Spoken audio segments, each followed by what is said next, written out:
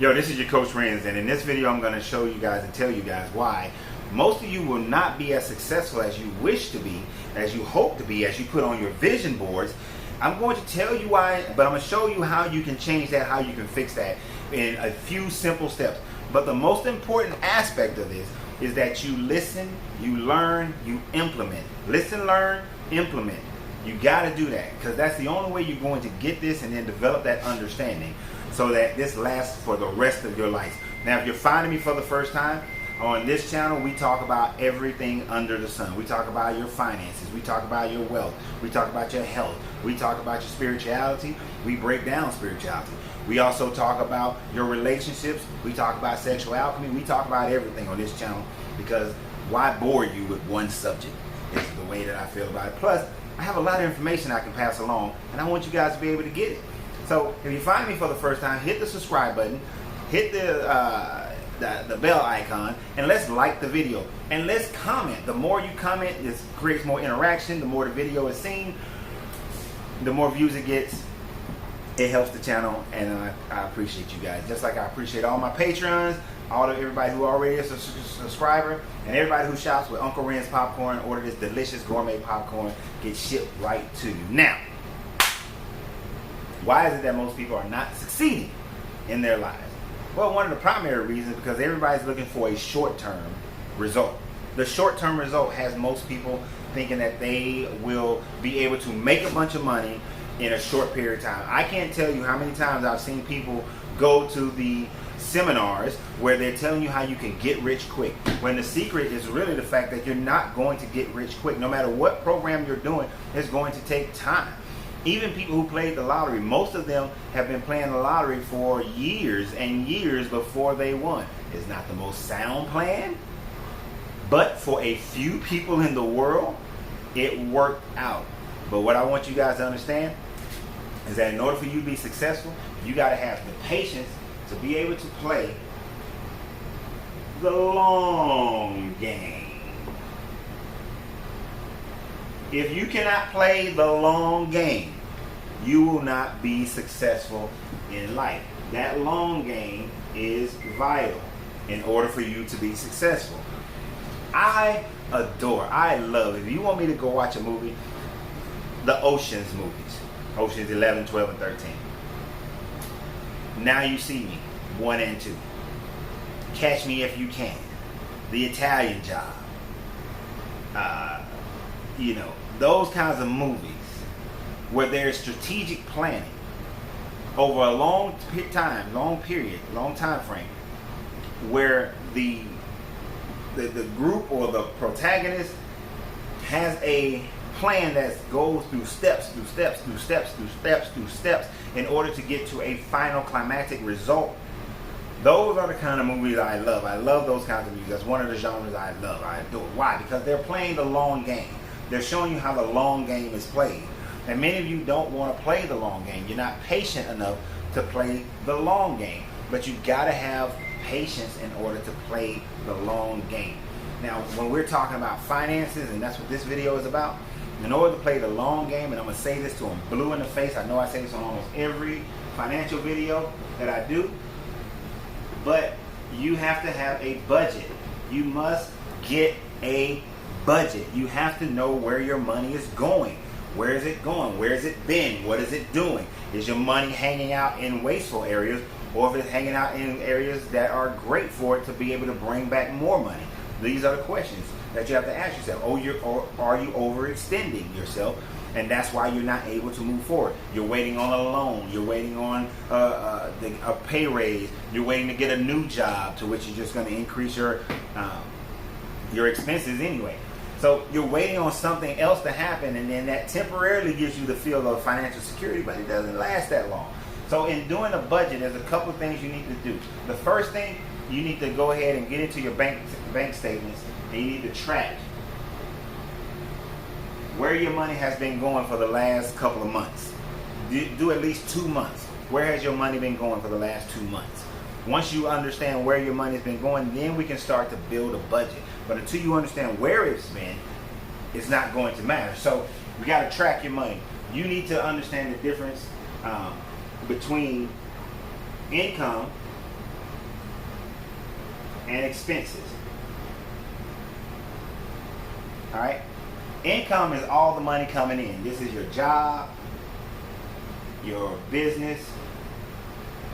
This is your hobby that's making money. Maybe for a hobby you like to, you draw and you sell paintings, you make jewelry, you do something, you make soap, whatever your hobby is. Anything that's bringing in money. You got a spouse, they might have a job, they might have a business, they might have a hobby, whatever it is, hobby, hustle, whatever it is, what is all bringing in money? And that total may equal, let's say, $5,000, right?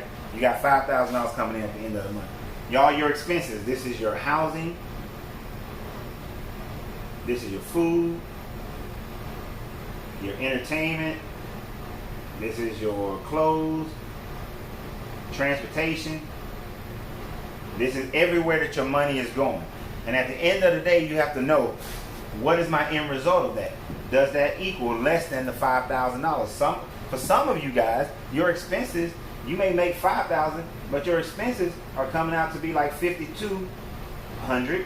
And that's why at the end of every month, you're robbing Peter to pay Paul. You're trying to figure out how to float money, float payments, things like that. And all that really causes you to do is fall further and further behind, right? And the reason you're falling further and further behind is because within all your expenses, you're paying a bunch of fees. I once knew a lady who made $2,000 more a month than her expenses, but every month, bank fees, bounce check fees were killing the $2,000 extra that she had. Bounce check fees, late fees to the power company, late fees to the water company, late fees to the cable company, late fees was killing her $2,000. It's just like when I was a personal trainer, I had a client. We lost all this weight. We got into phenomenal shape, but those last 5 pounds would not go away. And then one thing she was not writing in her journal was the fact that she was chewing gum all day long. That sugar was dumping into her system all day long. So it's preventing her body from burning those extra calories because it was getting set up with all that extra sugar. Your fees is your extra sugar that's keeping you from being able to reduce this maybe $5,200 to something more in the round of $4,800 or maybe even $4,000. But wherever it is, you got to figure out where your expenses are so that you can know how to then move beyond that point. Now, if you can't figure that out, then you have no hope of becoming successful financially. You have no hope. You're just playing the game of life and hoping life just works out for you. You jumping through every little hoop that you can jump through to kind of make things work out for you. But at the end of the day, you're constantly losing. And that's what you have to stop doing. Now, after you figure out your budget, you want to start getting your finances into what I call my 70-10-10-10 plan. Now, I know I'm giving you guys a lot of information. Usually, I do all these things separately. We do these things slowly. But this is one big financial video. 70-10-10-10 plan. What is that? That is your 70% of your income should go to your necessities, right? Your necessities should only be 40% of your income. And no, my mark is not acting right because I cleaned this board off. I see that, right? It's all right. We're going to keep going. 10% go to your necessities.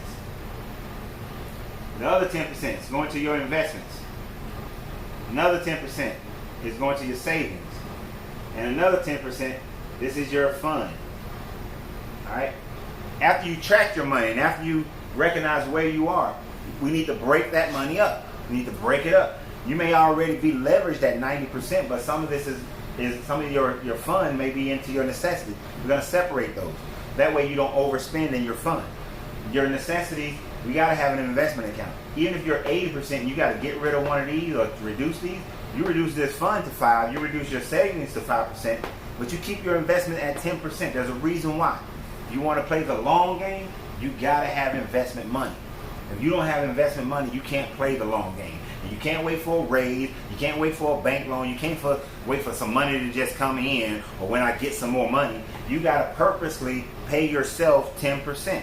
You read The Richest Man in Babylon, you know. Pay yourself 10%. If you read Dave Ramsey, pay yourself 10%. Almost every financial guru has told you, pay yourself 10% of what your income. Yeah, I'm not trying to step on anyone's religion. Your religious, if you want to pay that 10%, you pay it out of your necessities. But you don't pay it out of your investments, nor your savings, nor your fund. That comes out of your necessity. But if you can pay 10% to a religious organization, then you can pay 10% to yourself.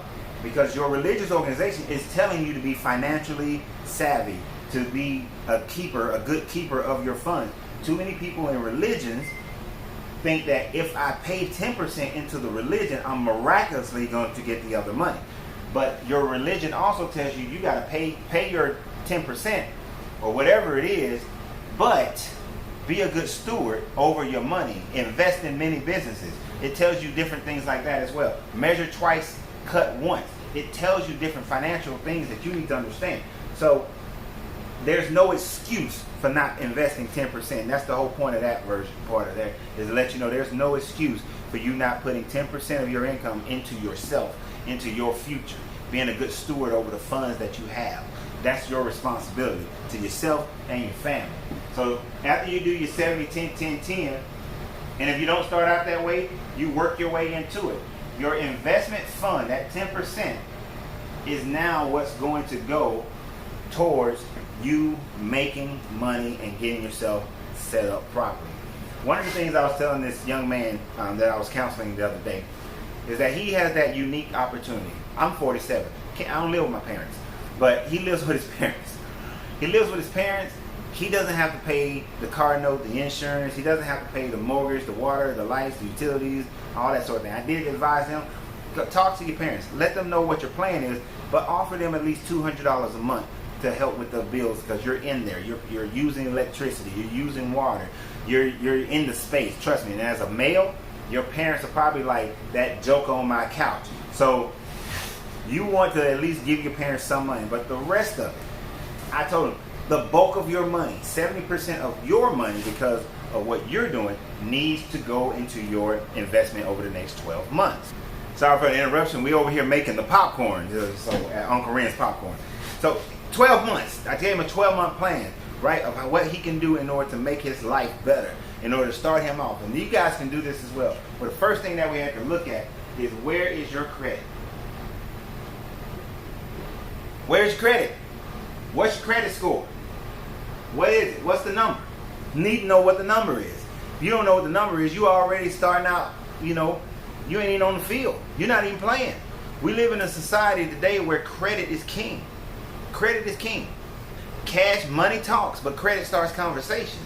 If you've gotten my DIY program for financial alchemy, my financial alchemy DIY program on CoachRenz.com, if you've gotten that program, you know that's one of the statements, one of the first statements you'll see is that cash money talks, but cash starts.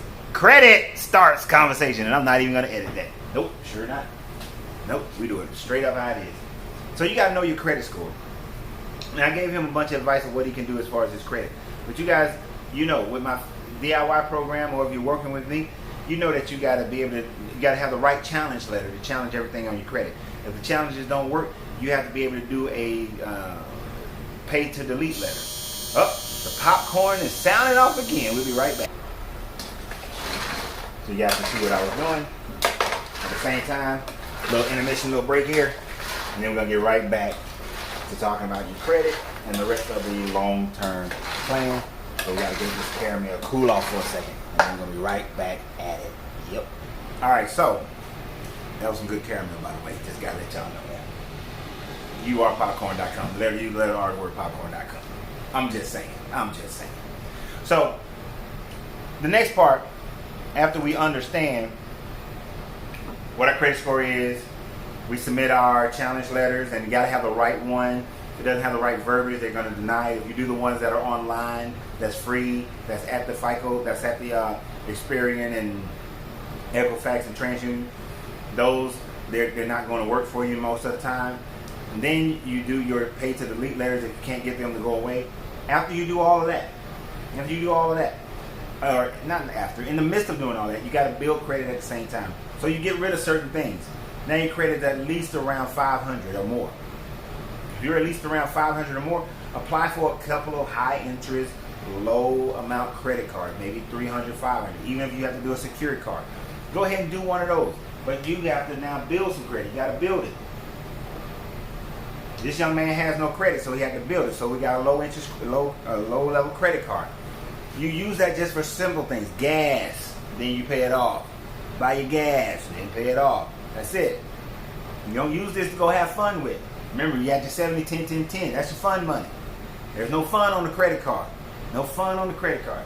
So you build your credit. Over this 12-month time frame, whatever your credit score is, if you're focused on it, if you're doing your 70, 10, 10, 10 plan in conjunction with doing your financial alchemy, of which is transforming your credit, you will build your credit in the next 12 months. And if you're saving 10% in savings, then you're building it. Now, let's say you are the type person, and let's give you an idea, because this is a very vital next step as you're building credit. And there are other programs, there are shared loans that we would do.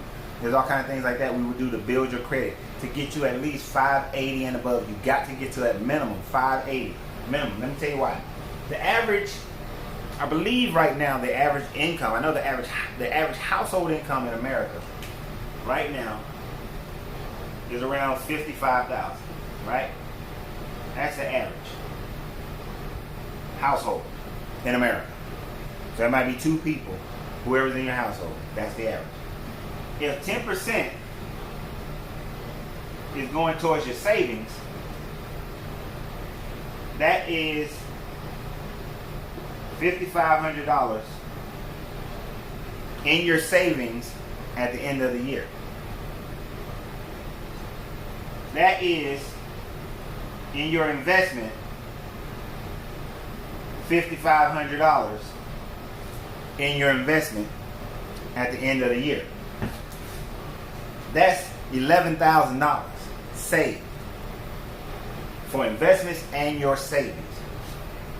And you spent $5,500 on having fun, so it's not like you've been bored.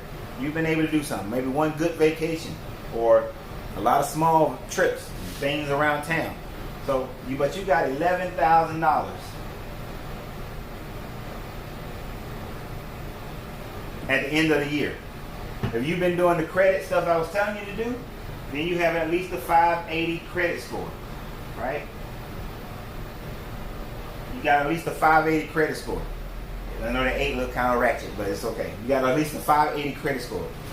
If you go to the bank that you've been doing your shared loans with, you got credit card with, because now you've done the good credit card, you've done it for 6 months to a year, it's been increased, credit score has increased, probably got a better credit card now at the end of a year. If you've been doing this and you come to the bank and you got at least a 580, but if you're doing the credit the way I'm telling you, you're probably going to walk up into the bank with at least a 650, right? If you're walking up with a 580 to 650 credit score and you went out, and this is why I told the young man, because he wants to get that apartment, but instead of getting that apartment, you go out and you find you a duplex or a triplex or a 6-unit apartment building. You move into one and you rent the rest. You go into a duplex, you move into one, you rent the rest. With $650 or $580 and $11,000 armed, you can now go to the bank that you've been working with, the credit union you've been working with, and you can get that duplex. You can get that multi-unit building. Or you can take this money, this $11,000, and you can go buy you about 6 tax liens. About 5 or 6 tax liens with this property, and then at the end of another 12 months, you got 5 or 6 properties under your belt. Now let's take it the slow route. You take your $11,000. Even with an FHA, you only need 3.5% down. But you take your $11,000, right? And you go and you buy you a multi-unit house, right? You get you a duplex, right? You get you a little duplex going. I know this is kind of cheesy. You got you a duplex. You're in this one. This person is paying you about $980, right? And let's say your mortgage is about $750. Just using the low end. Well, at the end of that, you know, you made yourself $130. No, $230. You got $230 at the end of the month. Profit. You didn't need the whole $11,000 to get you a duplex. So after you get the first one going, get it up, buy it, you move in one side, you're making $230 a month, you let that one ride, you go out and find you another. Right? Find you another. This one, you got two people paying you $980. But you only got the $1,750 for your mortgage. Right? So now you got the $230 plus $980. So that's gonna give you $1,210. So you got your second one. Now you got $1,210 plus the $230 coming in every month. So that gives you $1,440 every month coming in on top of whatever job you have or however else you're making money. Now you're doing something. Now you can take this money and put it into you buying another one. Right? And you repeat the process over and over and over and over again. You repeat this process until the amount of money, let's say this one is bringing in the same, that $1,240, you got $1,210 added to that one. All right, now you got 26. You get you another one.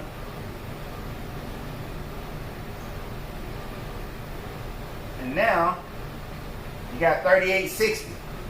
Right? You got yourself $3,860 because you got 1, 2, you got 3, you got 4, you go get number 5.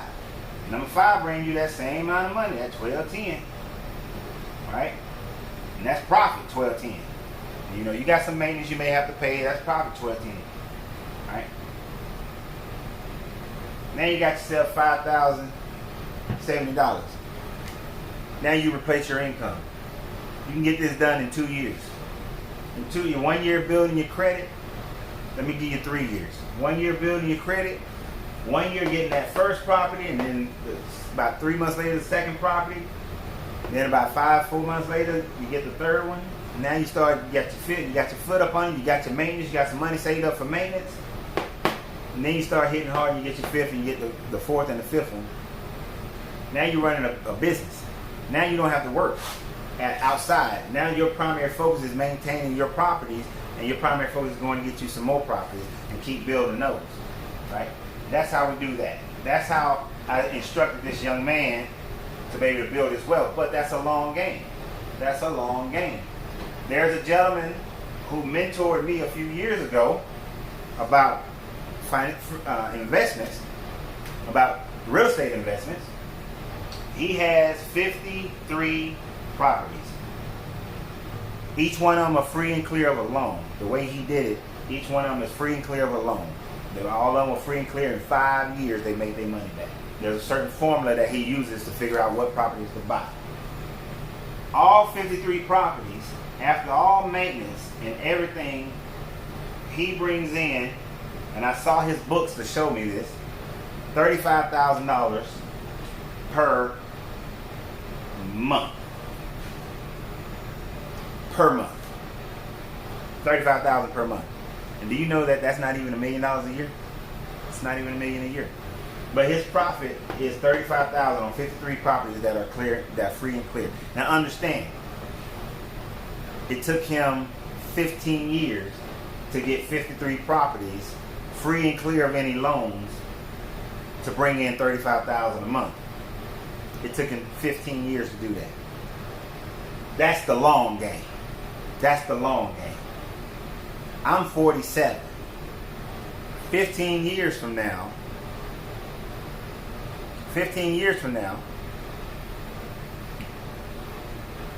sorry, a little interruption on my phone came through, but 15 years from 47 is only 62 years old.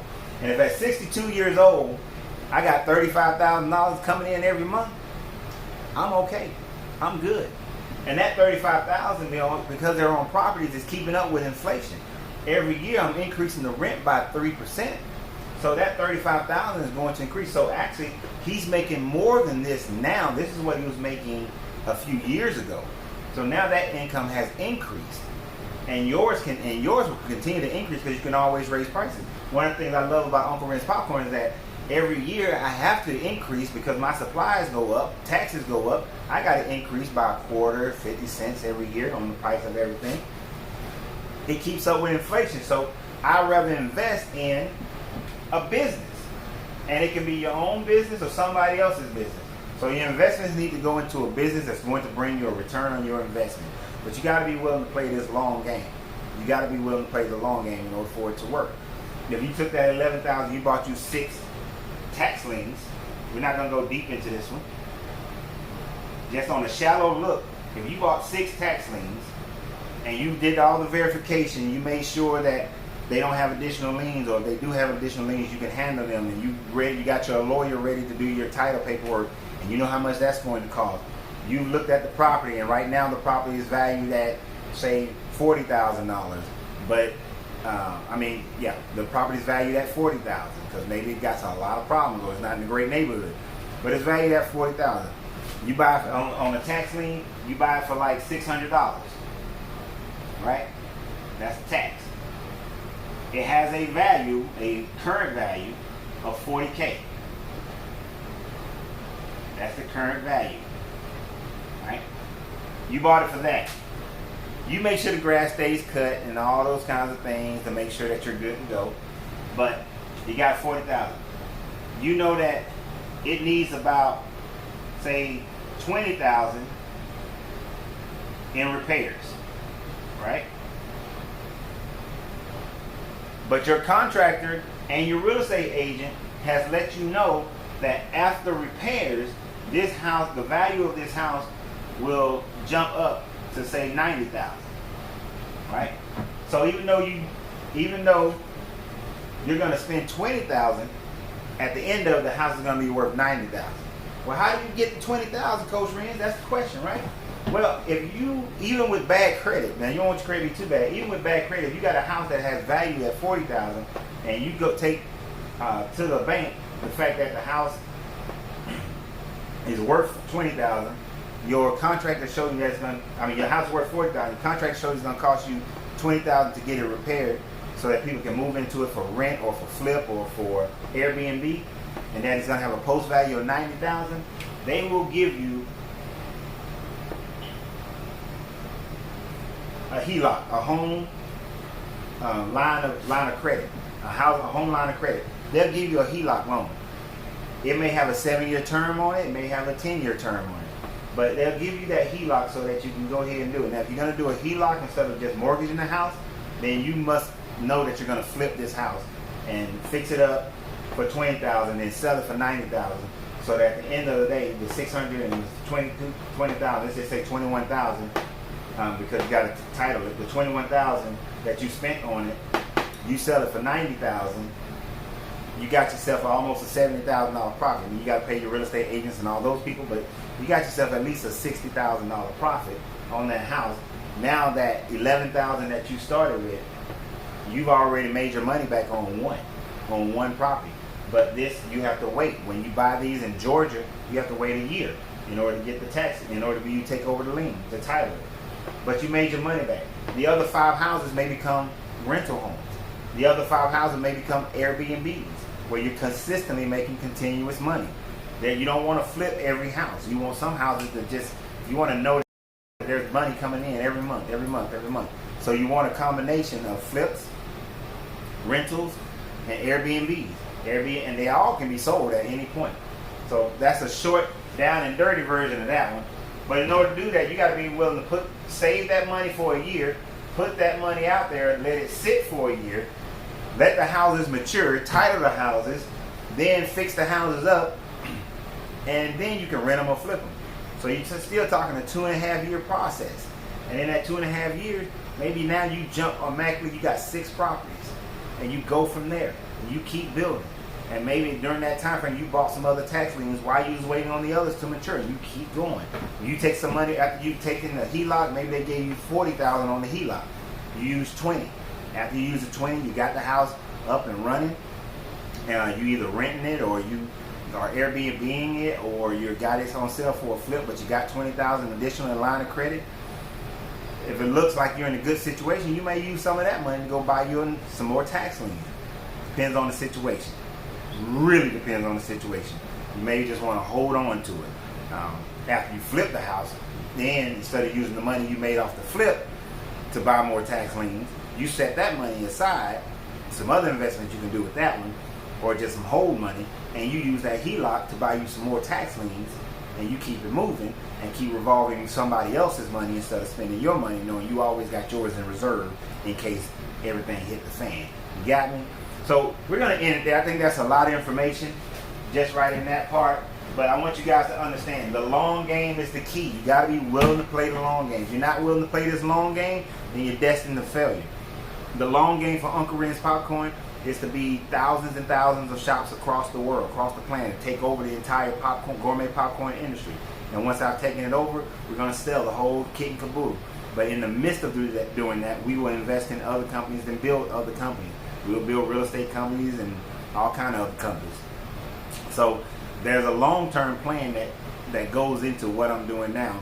There's a long-term, and this plan has been ongoing. There's a long-term plan that you have to have for yourself so that in the next 15 years, you can look back and you can be the person who people are saying, I want to be just like them, and how can I become like you?